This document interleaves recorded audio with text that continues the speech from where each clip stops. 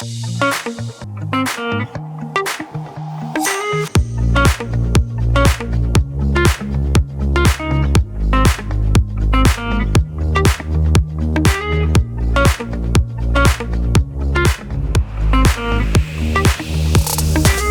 everybody, and welcome back to the Price to Sell podcast, powered by Neighborhood Creative. I'm your host, Matthew Campoli, and today we have not one, not two, but three amazing realtors. First time ever doing this. I'm trying to squeeze in here. Yeah. But we have Carly, Paige, and Katelyn Fulton, aka the Fulton Sisters, which is a very cool name, by the way. Thank you. Cool. Thank you for coming, guys.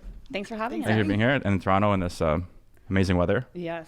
And amazing parking opportunities. Yep. So thank you so much for coming. So we'd like to start off with just like a brief bio of who you guys are, just so whoever doesn't know you will get to know you. Awesome. Perfect. I guess I'll go. We always switch who does this pitch. So yeah, we're the Fulton Sisters, Carly, Katelyn, and Paige. We are third generation real estate brokers. So we are part of our family brokerage that was started by our grandfather in 1977. We started in 2016, and our father, he's the current owner, but yeah, we're from Durham region, Toronto. We have a sales team, but we also run a brokerage of 450 agents. So That's crazy. We are busy. Yeah. That's right. That's awesome. So you essentially live and breathe real estate, born into it. It's in our DNA. It's in our blood. That's awesome. Yeah. That's awesome. I love hearing those like stories. You guys, based on people I've met so far, probably the longest, I guess, family running operating real estate. Yeah. So it's very rare to find a third generation company in any industry. It's really kind of a good thing that we've been doing. Yeah, it's super cool. And so how did all of you guys get on the same page? Like, was real estate looking at you again? Mm-hmm. Yeah, there's a strategy to it. Yeah, there is a strategy to it. So our father never actually wanted us in the industry to start with. Why is that? Because it's real estate. We all know it's a tough industry, and he kind of wanted us to do our own thing. So we had our own business or our own careers for about 7 years before we entered. We had to be a certain age before we came into the business. Yeah. Your dad said that? Yeah, there was an age. So it wasn't an entertainment question until we hit this age. So it was like, don't even talk to me about real estate. We're not talking about it. So go to university, go get your own careers. And then if it comes back up, we can talk about it. And so, I like that. Yeah. So we worked in admin, the mailroom. We were assistants to agents like in high school and stuff. But then after university, we went our own ways. And it was me that started the conversation. I think I was in, my final year at Sick Kids, and I'd hit my ceiling of where my career could take us. And I kind of just decided I was going into real estate randomly and submitted a resume and a business plan to my father. And I was like, here's my job. I'm ready to come. And that's kind of what kickstarted the conversation. For these guys, I said, I don't know, I'm going in. Do you guys want to come in with me? And then Dad kind of took us a little bit more seriously. And we actually have a third-party consultant that we've been working with for a few years. So for the first year before we even got into the industry, while we were doing real estate, our career, we were meeting with him every 2 weeks to kind of talk about what a brokerage is like, go over balance sheets, financials. Like, I don't have a business background. These guys do. And for a full year, this guy kind of watched us and taught us, and then we got interviewed individually with this guy. No, by the third party. Does he work? Oh, it's a third party. It's a third consultant. Our dad wanted nothing to do with it. He really wanted someone's blessing to make sure that we were competent enough to do the business without him being the one to decide. Oh, your dad seems like he didn't want to be the bad guy. He's very smart. Smart, very strategic, very calculated. I like that. Very calculated. So we still work with him now to this day. Every 2 weeks we still meet with a consultant, and that's kind of how we got in. And we quit our jobs after a year of meeting with him, and here we are. Katie started it. I had always thought I would get into the business, but again, our dad was like, no, you're not doing it. So I put it out of my brain. I used to work for a Louis Vuitton company doing finance and HR. I would have been to San Francisco and a whole new career. Katie planted the seed. I was like, oh, that does sound really good, but I'm going to go travel the world first. So I traveled the world, let them do their thing. We reversed the order of all of the plans we had. And then she did it, they did it. I came back from traveling and I joined them as well. And you're ready. That's awesome. I can relate with the whole no ceiling thing. That was like me too. I was going to teach. I went me too. School for history. I went to school to be a phys ed teacher, and then ended up as a cardiac sonographer. But yeah, right? It's always something completely different. But same idea with me, just the no ceiling aspect. And no business background at all. Yep. At least you guys got the consulting. Yeah, A little bit. Yeah. I still don't know what a balance sheet is. It's fine. That's why you have a broker. It's true. So I definitely, because you guys have it's a really cool dynamic for sure. And not a lot of people can work with family, That's true. right? So I want to get into working as a family, number one, and then running an office. Yep. Because a lot of people try to avoid work with family members or loved ones because maybe they think like, I don't want to mix business and family. So how do you guys, how did you come from 3 different careers, come together and make it work? So there's a strategy behind that too. Yeah. So this is also part of meeting with our consultants. So as Katelyn and Carly said, we worked with them for a year before we all quit our jobs. We all wanted to make sure that we had the same mindset, the same goals, where we wanted to head, and make sure that like if we're all going to quit our jobs, like we're in it for the long haul. Like this isn't just like something we're going to try out. Like this is something we really wanted to do, and make sure that we had the same path that we wanted to take this to. Yeah. Then with Carly's HR background and HR background as well, we kind of all did personality tests. So cool. We tried to see how we all handle conflict is different. We are very fortunate because we do get along really well, but we've never worked together fully. So we did these personality tests and we figured out, so if I have a conflict or something, how do I best deal with it? I like to kind of take it off my own and figure it out. Katelyn's very similar, but Carly likes to talk it out. So just kind of understanding your your strengths, your weaknesses, how best you handle conflict and get through that. Yeah. Out of all 4, there's 4 of us. There's actually, 4 there's sisters. another Yeah. 4th, but she's not in real estate yet. So we'll call her out. Her name's Abby. Yeah. Maybe one day she'll be Shout here. out, Abby. But I knew See you soon. out of the 4 of us, Katelyn and I really butt heads a lot. Like in terms of something. Not that we didn't get along, but we were the ones that knew how to push each other's buttons, and we were pretty strong. So me and her spent a lot of time on the results of the personality test to really go through it and understand it. Yeah, we went to I was actually Starbucks. really worried that we were going to ruin our relationship going into the business together. Interesting. Yeah, but going through that, we learned a lot. We had sat down at Starbucks. We went through our personality test together. Why not the Mortons? Heads, so. What's that? Why not Tim's? Oh, I don't know. We're bougie. I think it's down the street from where Carly lived. Yeah, it's probably true. But no, we learned a lot about each other that really helps. And that what we learned 6 years ago, we still use today. It's still really relevant. I was going to say, that's just beyond real estate. I mean, just kind of hashing it out, doing that work. Yeah, we actually have a process of conflict resolution. So if a conflict arises, we wrote it out with our consultant. Like, this is step 1, step 2. And we really go through these steps to resolve it. Is it general or just for you guys? It's really just for our guys, but very cool. Send it to me after. I will. Yeah. You never know when you're going to need it. It's true. You learn a lot about yourself. It takes the emotion out of it. What's the process? Okay, let's go through it, right? Yeah, we treat this as a business. We're family and all that, but we're very business-minded people. So everything we do is extremely strategic and systematic. Yeah. So that's all. Yeah, you guys really have to step up, I guess, kind of leave everything behind and just make it work. And it's been 6 successful years, which is amazing. And you guys are great from what I can tell. We get along really well, actually. We spend way more time fun together now, and especially during COVID as well. We had our own bubble and stuff, but we hang out after work also. So it's really full on. So your relationship as sisters is probably better than it ever could have been if you guys went your own separate ways. Super cool. Yeah. So do you guys divide the work? Does maybe one of you specialize in listings or buying clients? How do you guys take it all 3 at once? Yeah, on the sales side, we kind of just divide and conquer depending on the client. So depending on whose personality is going to work really well with the client. So we'll usually say, okay, someone's going to deal with the client, someone deals with the agents negotiating, and then someone deals with the behind the scenes details and things like that. And it's not always the same actually. No, it just sort of depends on the person, where they are, and how it naturally falls. On the business side, it's a little bit more strategic in terms of what we do.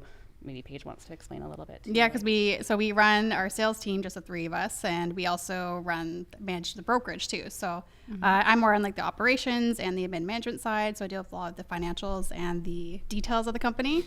Yeah, I deal with mostly recruiting, business planning, coaching, marketing, social media, and all that. Yeah, and I'm a little bit operations as well, but more on the tech side. So more on the back end operations, maybe tech and support with the agents of what they need as well. Some business development. We're trying to do some acquisitions and mergers as well. So we do a little bit of everything. But even that, we had a plan for what we were all going to do, and that actually changed a little bit because I had HR background. I thought I would be doing all the recruiting, but Katelyn actually ended up being a little bit more creative and better at that than I was. So that some things changed. Some things were thought out as we thought they'd be based on our past experience, but then some things did change naturally as well. So and you guys are just a full oiled, well working machine. Yeah. Yeah. Awesome. And you have team members. Yeah, we also have, on top of the Fulton Sisters team, we have another team called Third Gen. Okay.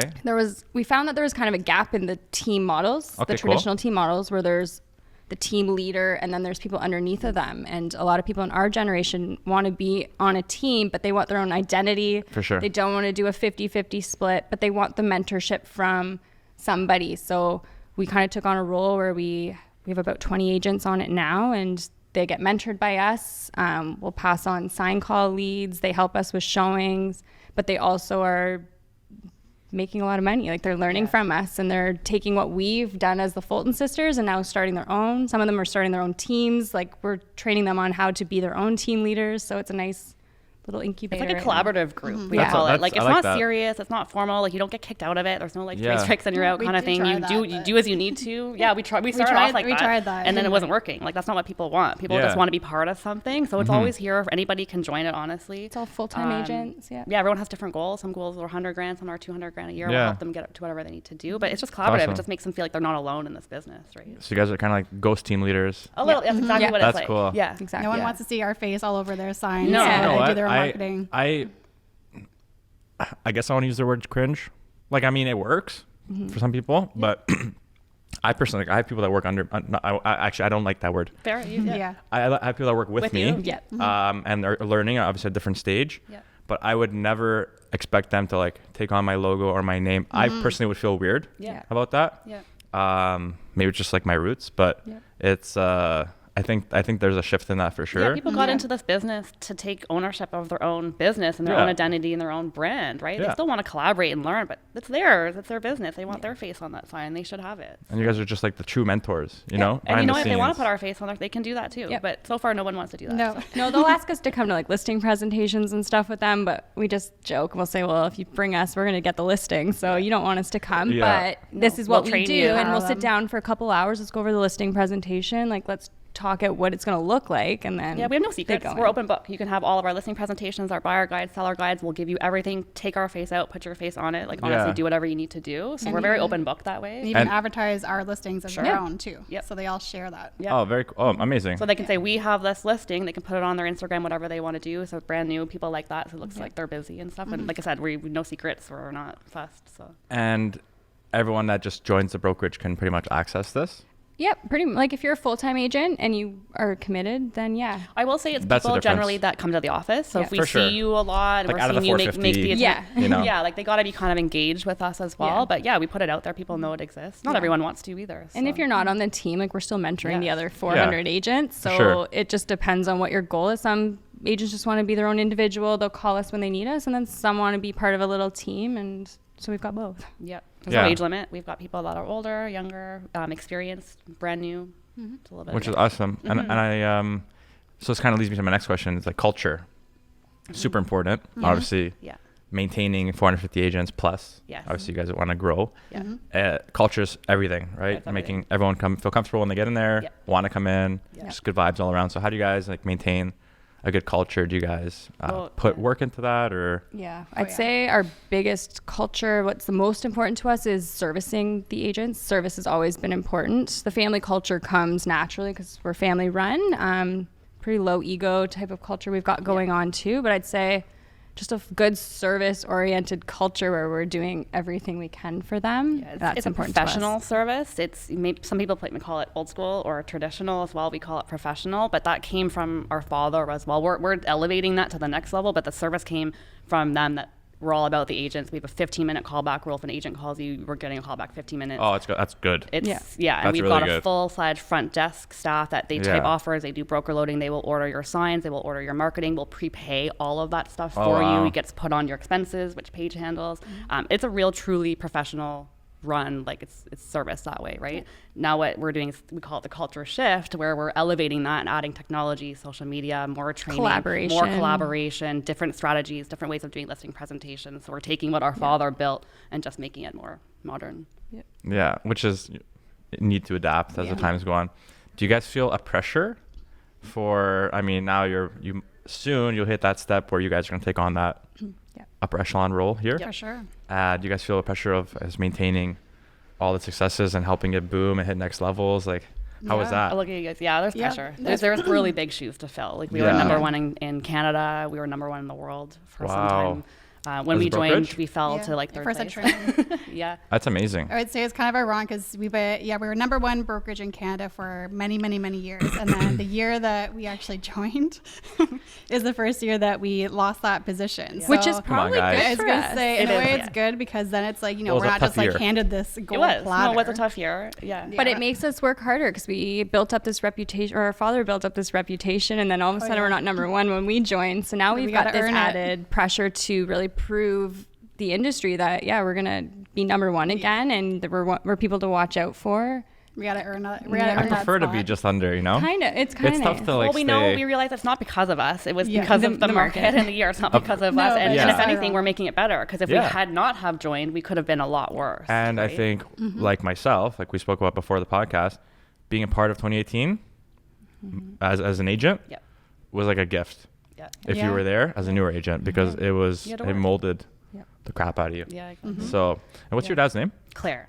So we Claire. and we call him Claire. So I know Shout it's out really Claire. awkward. We don't call him Dad. Claire, you sound awesome. He Keep is it going. awesome. Claire is a boss. And Yeah, he's there's- very well respected. So those Yeah, are also I big can shoes tell. to fill. So we hear all the time, we'll never leave the brokerage. We're here because of your dad. Or we're like, oh man, are they going to stay when he's not there? Like this is what we're thinking, right? So we're trying to use what he's been doing to retain, because our retention is almost like we keep everybody. The turnover is very, very low. So yeah, those are, I have pressure personally. I'm sure you guys feel it too. Definitely pressure. Yep. Yeah. Well, just I'm meeting you guys, and like I can already get that vibe and a sense of like I'd want to be near you guys. Okay, You know what I good. mean? Yeah. Especially as a newer agent, Yeah, good. right? So And that's what we hope. We're trying to do what he did, but also be ourselves too. We're not him. We're not our dad. We're our own individual people. So we're trying to balance both, doing what he did, but also be ourselves, because we think people will like that as well, right? So definitely. And if you had to, so like I mentioned before, a lot of our audience is in the real estate business. Yep. For anyone out there aspiring to open up an office or start a brokerage, what kind of advice would you give them? I don't think I'd start a brokerage, honestly. I would just kill it at being an agent. Yeah. There's a lot more money being an I agent, agree. honestly. There's definitely more money in sales, and I think that's the thing that a lot of people don't see. Like, Yeah. you're going to do better in sales. Obviously, we like the brokerage side is really fun, but it's a lot more work than I think a lot of people expect. Like, there's a full deal admin side. There's people answering the calls. Yeah, trust account. You Broker need an of accounting record. system. You have a broker of record. You've got to do your RICO stuff. It's you I'd have to say, run your income so that you're giving yourself a salary too. You've got to pay for staff, and it's a lot. So yeah, if you want to start a brokerage, you certainly can. I would say be an agent first, kill it at that. Yeah. And then rediscover if you want to open your own brokerage. Having teams totally different. I would say for sure run a team. would- Yeah. I would So say let's make shift that. sure- Let's shift that question to a team Yeah. now. Okay. Someone aspiring to build Yeah. a team. Yeah, What absolutely. advice would you give? Ooh. Still kill it as an agent first. Yeah. You Yeah, know, you can't. You got to definitely. be able to lead So other this people. is to the agents out there who have, let's say, Yeah. done it on their own already, and they're like getting surplus of business, and they want to start something. Yeah. Yeah, I would Just to say them. don't start a team until you can't service those clients yourselves. Like, don't just start a team because someone sees what you're doing, they want to join you. But if Yep. you don't have business to pass on to your team, or you don't have time to train your team even, because that's what the team members want to join you, because they want to be mentored by you. But they're also expecting, you got to feed the team. So if you're not in a place to do that, don't start a team just for ego based, just to do it. Make sure you understand the real role of being a team leader is leading. So if you're not ready for that, get an admin and just be the own agent, and then grow when you can't handle the amount of business. Admin first. Admin first. I agree with that. Yeah. A lot of people say And that. I hate being so negative, but a lot of team leaders that get disappointed when they start meeting the types of people that want to be in their team, because they're sometimes not motivated people. They've either tried on their own, they can't succeed, and they want to be part of a team. And then we get team leaders like, why can't I just find anybody good that wants to take 50-50? I'm like, well, those people that are good want to do their own business. That's why true. we have the third gen team, because they're doing it on their own. So you need systems as well, like Katelyn said. Super you important. don't start until you need it. You have to have systems in place. Otherwise, you're not going to be Yeah, like successful if either, you don't right? have a system, and if you're going to pass on the business to another agent, but you don't know exactly what you're doing on a daily basis, then how are you going to train somebody else? So you need to really get your systems in place. You need to understand every piece of it that you can pass on to somebody else, so that you're not holding their hand the whole time. You just plug 'em in. Here's the book. Here's our systems. Yeah. This is how we work. I agree. Just plug them right in, have it already operating, and just, Yeah. here you go. Yeah. This is what works. Yeah, I think teams Hop may on. shift a little bit too. I think people are going to build more collaborative groups of people that work together, but they're still doing their own thing. I Yeah. think the traditional team model is shifting a little bit. I do that all the time. Yeah. I'm big on that. Even guys outside my brokerage, like Yeah, I said, exactly. like I refer a lot. For sure. and work something out with like 1 or 2 guys, and like we all kind of like 3 separate people, different brokerages, and we'll kind of just tackle the client together. Exactly. And work something out on the back end. And I mean, number one, you're saving a ton of time on your own. That client's getting a crazy service. Well. Yeah. You know? And that's what's important. Yeah, we've had one client where we set them up with 7 different agents because they were looking everywhere. But because we're so connected in even just all of Canada, we're able to easily serve our clients without us having to be them. Yeah. Which says a lot about you too. That's a value add as well in itself. Yeah, for sure. Okay, so now to the agent who just finished their license and has no idea what to do next. So say Billy out there just finished his license. Yeah. He's lost. Poor Billy. Sorry, Billy. I'd say Billy. We're going to help you right now. Okay. What advice would you give to an agent who just got their license?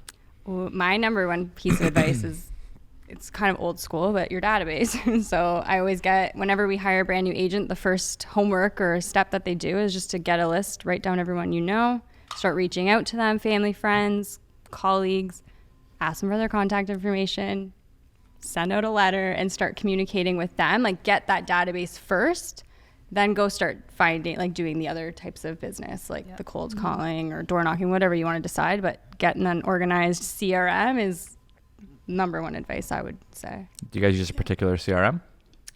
We do.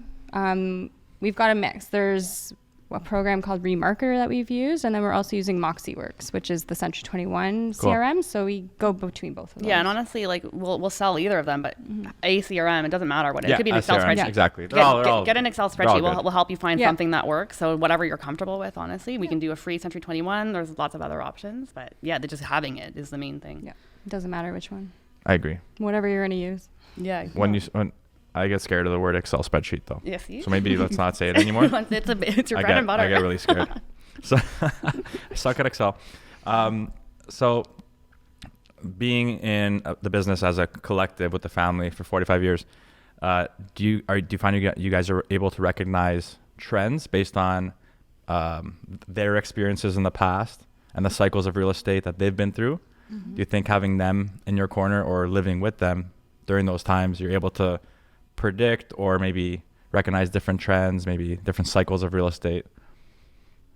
There's the seasonal trends that you see, the fall and spring market, the busiest markets. But with Claire, like those dips, that we saw in was it the 90s or things like that. I mean, the trends that we pay attention to on the brokerage side, you can always tell when the phones are ringing. So when you're at the front desk and the phones are not ringing, we know something's happening. Like during Christmas, phones stopped almost completely. Yeah. And we just hear it. You hear when the girls are sitting there and they're not answering their phone, not doing anything, something's happening in the market. It means there's showings not being booked, there's not being offers registered. Yeah. So the brokerage side, we just listen to what's happening at the front desk. When we hear the buzz is gone, we know something's happening. This week alone, more offers, more showings. The girls are busy. We're adding more staff. That's usually our pattern, honestly, is our staffing. Yeah, and we do track everything. Yeah. So every day at the end of the night, we get an email from our deal admin telling us how many deals came in, how many deals we're doing per day, because we have a goal of how many deals we want to do per day on the brokerage.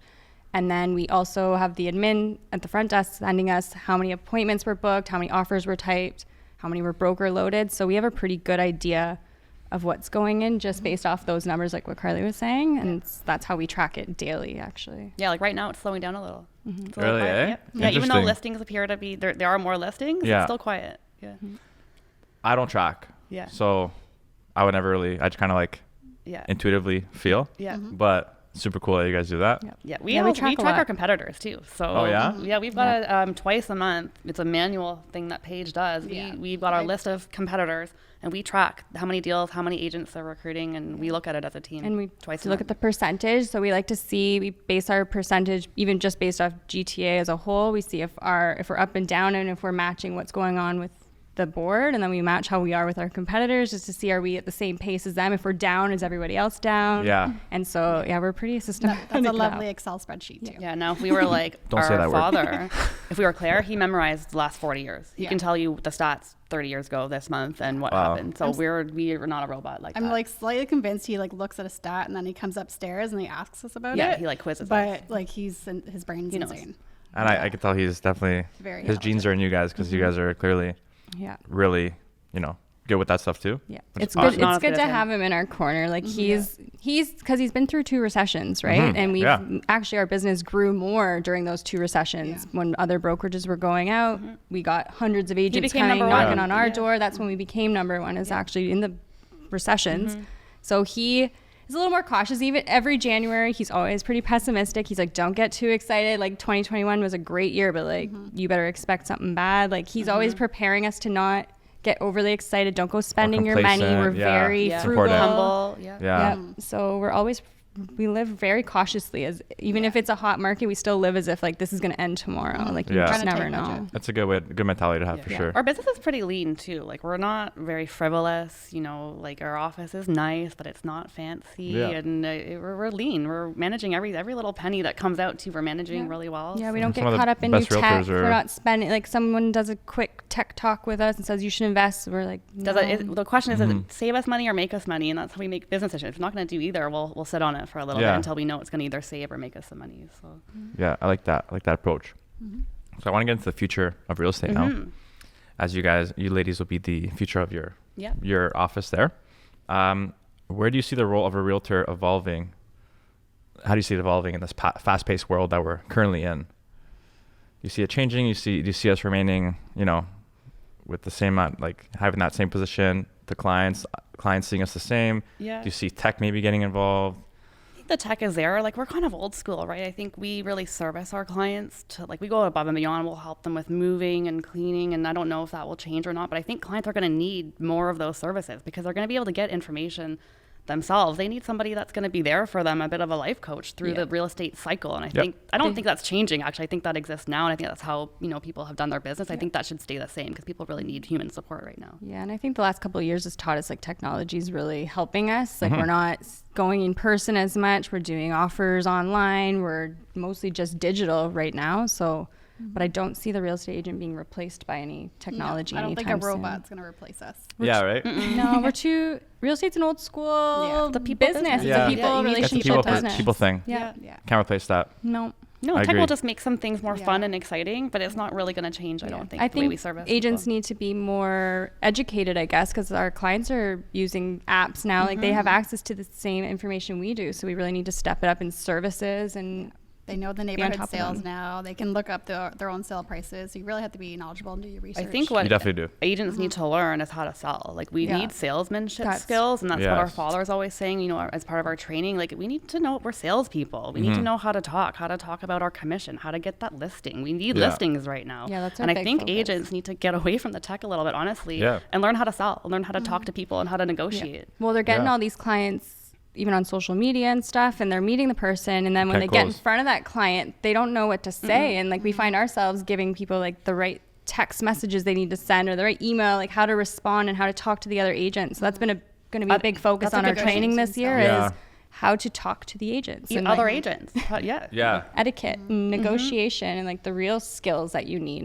It's great to do a little TikTok or something like that, but if you don't know what to say to the client or how to actually negotiate a deal, then so I think our focus for training for the brokerage this year is salesmanship, like old school. I like that. Like we might even go back to like Dwight Hickman and Mike Ferry, like people you don't even know. I did Mike Ferry. I had Mike Ferry coach my first year. Yeah. And they're aggressive, but it's all about what to say. And the tone, like the way, Yeah, I think there's a big gap now with technology and actually being in front of someone. Yeah. People are just drowning in it. Yeah. And then when those people skills you need, those communication skills you need, they just don't have it. So it's we like need to mesh the two. You do. We have a lot of agents that go to Katelyn and say, "Oh, teach me how to do an Instagram account." And we're like, "No, why? You've been doing this for 40 years. You're doing fine. Go keep doing what you're doing. Don't worry about adding the Instagram account. If your people are not there, don't worry about it. Don't stress about it because they're putting pressure on themselves to do this thing that." We've got some agents or teams making like 2 million gross commission. Like, how do I do Instagram? Like, you do not need Instagram. And then I've got the guys that aren't selling that are doing great at Instagram. Like, we need to merge these two generations together because then you'd be a powerhouse. If you can be both old and new, if you can have both those skills, like you will dominate. I think that's the best marriage right there. It really is. Yeah. If you could bring that together. Yes. Because like for example, like the older guys in my office, my broker, they're just sharks when you're in front of the table with the other clients. Like I've been to listing presentations at the beginning of my career. I've done the Mike Ferry coaching. Yeah. And you're just sitting across the table and you're owning it. You know what I mean? It's sales. The lingo, everything. Now it's like you can get in front of the table, but you're not going to own it. You know what I mean? So I think meshing both of those together, having utilizing social media and its reach, acquiring crazy amount of leads, and then closing all of them is just that could be crazy. Yeah, we gain some respect that way too with our agents because they can come to us for both. So they can come to us for the old school sales, they can come to us for the tech, and so they get a little bit of both when they come to us, which is nice. So Yeah, I would say if you're used to the old school, like Katelyn said, our top agents doing $2 million gross commission. Sometimes they do feel like they have to like change it up, and it messes up their business totally because they're so focused on the nice like shiny objects. So just like keep it simple, keep doing what you're good at. Don't fix what's not broken. Oh, very true. Yeah, there's so many things out there right now that can distract you. Yeah, squirrel syndrome is what I call it. Right? Oh, I never heard that before. Yeah. Like, I get that sometimes. Yes. Gotta stop. What's the opposite of squirrel syndrome? Like a sloth? No, like a motivated sloth. I don't know. One that stays put, but like productive. Just chills all day. So, continuing with the future, what tools should other agents implement in 2022? What do you think is important to kind of going off what we spoke about, but what's important to kind of focus on? A tool that people should be using, whether it's CRM. Okay. I think a CRM, a database, a book of business, like what we are really focusing on, especially this year. Like we mentioned, we got the 2 generations. We have some agents that have been doing this for 30 plus years and they're ready to retire. We're like, great, like let's sell that book of business. You probably have hundreds of people on that list, lots of past clients, and they're like, I don't have a database. It's so we're like, honestly. you could retire today and sell it to a younger agent in the office, or if you want to live in Florida for the year, you could be doing a referral business, just maintaining the relationships with all your clients you've had for 30 years. And nothing kills me more when I find out they don't have a database, because that is genuinely your retirement plan. That your book of business is everything. And if you don't have that when you're ready to slow down, then like you did that all for nothing. Even if you just want to like go for like, you're not ready for retirement, but you want to go traveling, like just keep that so you can still make money off of your book of business. for sure. And I think that's the goal for everyone. It's everything. And it is old You school. got in this business to be in control of our life. So Yeah. I honestly, I didn't start actually collecting and organizing my database till a couple years ago. Yeah. And what a difference it makes. Yeah. Like one little email, exclusive listings, assignments, stuff like that. It just. Yeah, and there's so many things you can do automatically, and then you let that thing work for you, and then you can send them text messages or whatever you need to do on the side. It's more of a human approach, right? Exactly. But you got stuff working for you. I agree. Now let's talk market, 2022 market. What are some predictions for this year? 2021 was nuts. Yeah. The beginning of this year has been Even more nuts. pretty nuts. So what do you guys think? We still think it's going to be nuts. The way that we budgeted, we're budgeting for 10% to our net commission, which reflects in prices. We still think it might be a little bit more, but in terms of budgeting, we're trying to be a bit conservative. But Yeah, we weren't sure, maybe less sales, but higher prices. yeah. That's my prediction. Yeah, I still think demand's going to be high. Inventory is still going to be an issue. I still think it's not going to be a 2021 year, but it might be closer to 2020. I think condos is going to blow up. Yeah. That's what I think That's too. my biggest prediction for the year, for sure. I think the And they suburbs deserve are to. doing really, really hot, and people can't afford to buy them. So we're even finding people that moved out to like Peterborough, for example, during the pandemic. They were like, we're going to work from home. I can only afford there. And then their works are calling them back to Toronto. And now they're selling those big houses, pulling the equity and buying condos again. So I think we might see a lot more people coming back to the city for work maybe. And I think it's going to be a good year. We feel positive about it. I don't think buyers should be scared. I think if they want to buy, they should still get a good realtor, do what you need to do. I think people should list their houses, honestly. We need listings. And if you've got some goal to change your life, do it. Now's the time, right? But I think it's going to be a good year. Yeah. A lot of people are just picking up and moving away. A lot of people. It's not the time. Life changes. That's not all It year, is. right? So. Yeah, it is. So we can go through all three of you guys right now, but your favorite area to invest this year? Pickering. Is this a biased opinion? I don't know. We grew up in Pickering. I lived in Scarborough actually for the last 7 years. Yeah.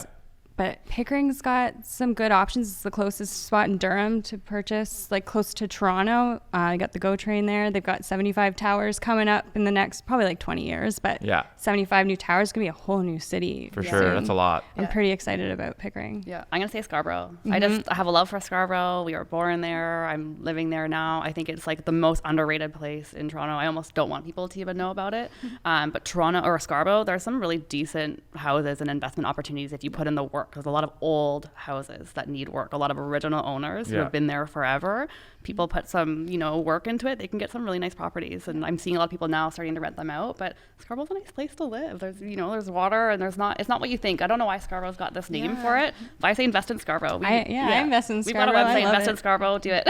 And invest Selling with the Scarborough. Fulton sisters, yeah. There you I go. like Just Scarborough. I would say Scarborough, for some reason, I feel like is always skipped over. Like It they really go right is. from It's Durham like the and last- they just skip right to Yeah. Toronto.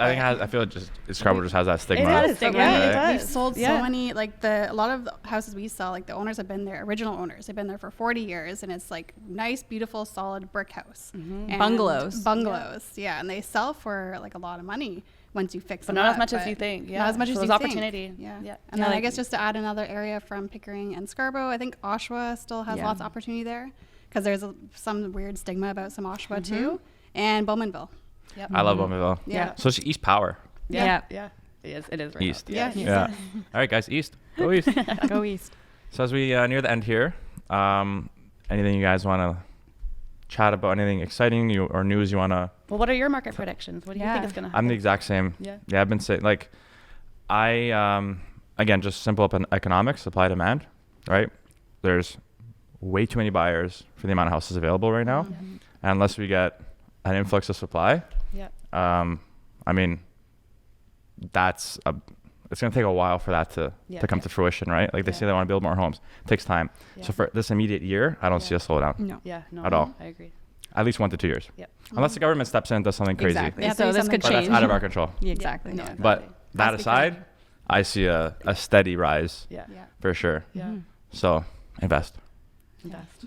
So Pull some equity and go buy an investment property. that's right. Exactly. All right, guys. Well, it's been an amazing experience with you guys. Thank you for coming. Thanks so much. Thanks You for guys have having been great. Good. If you want to let everyone know where they can find you. Yeah. Yeah, I would say you can find us on Instagram at Fulton Sisters, or if you want to follow our brokerage at C2M Percy Fulton or FultonSisters.com. Yep. Any three of us, you can get a hold of us. So And where's your office based out of? Our head office is in Scarborough, and then we've got offices in Pickering, Ajax, Oshawa, and Don Mills.